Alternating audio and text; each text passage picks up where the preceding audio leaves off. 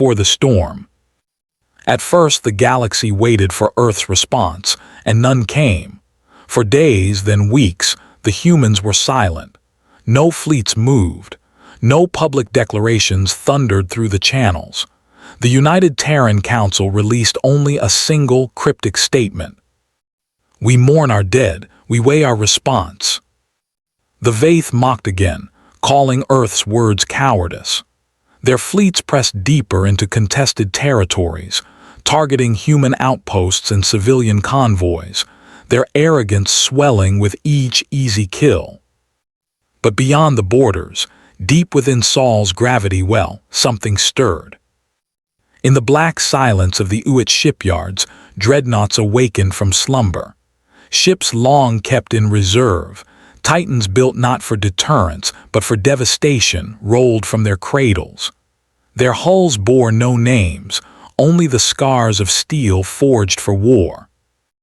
At Luna Base, ancient silos opened for the first time in centuries, revealing arsenals designed for extinction-level retaliation. Crews trained in silence, officers whispered their oaths in shadowed chambers, and the machinery of war began to hum across Earth's colonies. The galaxy noticed. Traffic monitors began to pick up strange fleet movements. Merchants reported massive requisitions of fuel, steel, and armaments. Civilian communication channels filled with rumors. The Terrans are moving. Their fleets are gathering. Something is coming. The Vaith dismissed it as rumor, arrogance still clouding their vision. But the silence of Earth was not cowardice. It was the silence of a predator lowering itself into the grass, every muscle coiled for the strike. The breaking of patience. The turning point came without fanfare, no speech, no warning, no ceremony. One night, the Vaith outpost at Krellin's Mall went dark. A fortified installation, manned by 12,000 soldiers and protected by orbital platforms, simply ceased transmission.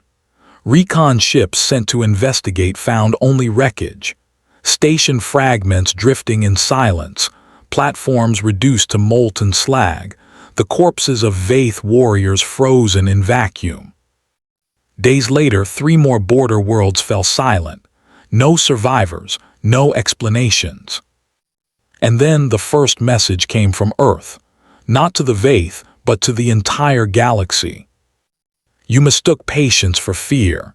You mistook restraint for weakness. Now you will learn the cost of awakening our wrath. We will not stop. We will not bargain. We will not forgive. The human fleets emerged from warp. Thousands of ships, their drives lighting up the void, surged into Vaith space. Entire systems shook as Terran dreadnoughts arrived, flanked by carriers unleashing waves of strike craft that moved like swarms of fire across the night sky. The galaxy watched in awe and horror. Humanity was no longer silent. Humanity was wrath incarnate. Retaliation without mercy. The vengeance of Earth was biblical in its scale. The Vaith fleet of Tariq's Vale, once considered invincible, was obliterated in under an hour. Human dreadnoughts unleashed singularity warheads that ripped battleships apart at the molecular level. Entire armadas were erased before their admirals could even transmit orders. On the ground, humanity's soldiers landed like storms. Dropships pierced atmospheres in streaks of fire, disgorging armored legions armed with rail cannons and plasma lances. Cities that had once echoed with Vaith arrogance now burned with their screams. The Vaith tried to fight back. They launched counterstrikes, deployed their finest war beasts, rallied their fleets. But each time, humanity crushed them with overwhelming force. The humans did not conquer. They erased. One Vaith general, moments before his ship's destruction, whispered in disbelief. This is not the species we mocked. This is something else.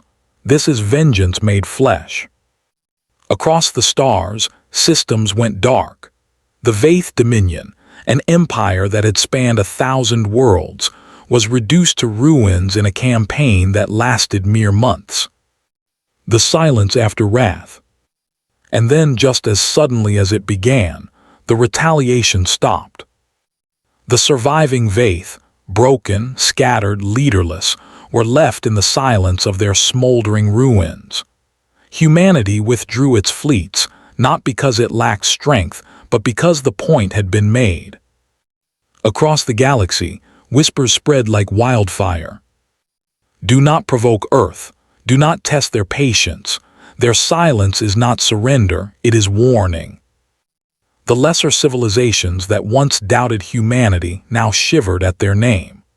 The image of Terran dreadnoughts blotting out suns was etched into their minds, a reminder that beneath Earth's patience lay a vengeance infinite in scope, relentless in execution.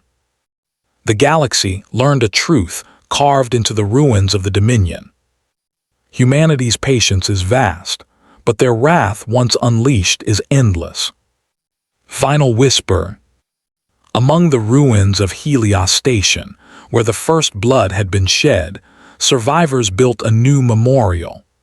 Etched in steel, visible from orbit, were words carried across every channel in the galaxy. They mocked our patience, they triggered our wrath.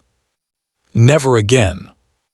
And from that day forward, no empire, Vaith or otherwise, dared to test the patience of Earth. The Varen fleet did not arrive with silence.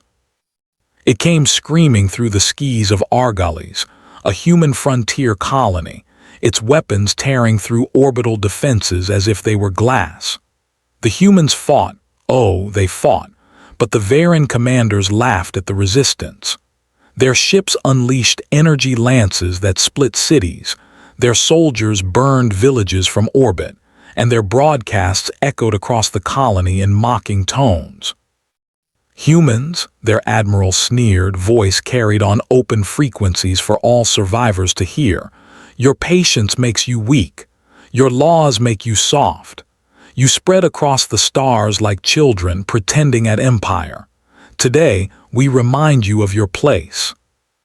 Thousands of human civilians screamed beneath raining fire as the invaders carved the colony into ash. Children's cries mingled with the roar of collapsing steel. The Varen troops marked the moment as a triumph, not a battle won, but a humiliation dealt. They left the colony's broken world in ruins, a single human envoy executed on live broadcast before the galaxy, his last words cut short by a plasma blade. The Varen broadcast ended with laughter. The mockery of the patient ones. The Varen Council convened 2 days later, drunk on their own victory. Holoscreens replayed the destruction of Argolis, the execution of the envoy, the flames licking the blackened earth. Their leaders spoke as though the humans were beneath notice, as though they had swatted an insect colony too arrogant to build beyond its nest. They will whimper, they will grieve, one Varen strategist declared, his mandibles clicking in amusement. But they will not fight. Humans are bound by treaties, by mercy. They fear war as children fear shadows. Another laughed. We have taken one of their colonies, killed their envoy, and what will they do? Send words. Send pleas. Patience is their cage. Around the council chamber, the consensus was clear. Humanity would endure the humiliation in silence. After all, patience had been their hallmark since their first entry into galactic affairs. They negotiated instead of conquered. They endured insults instead of retaliating. They bent, never breaking. So the Varens mocked them openly. Their propaganda spread across the galactic networks. Images of burning Argolis played beside captions reading, "This is humanity's true strength, to wait while others act." The galaxy watched. Other empires smirked, some in pity, some in approval of the Varen boldness. They whispered that Earth was all words and no fire, that humanity was too civilized to ever answer blood with blood. But beneath Earth's skis, silence did not mean weakness. It meant something was stirring. The silence before the storm. For days after Argolles, the Terran networks went dark. The endless chatter of human diplomats vanished. News feeds fell silent. Trade fleets changed course without explanation. In the great cities of Earth, people gathered in stillness. They mourned, yes.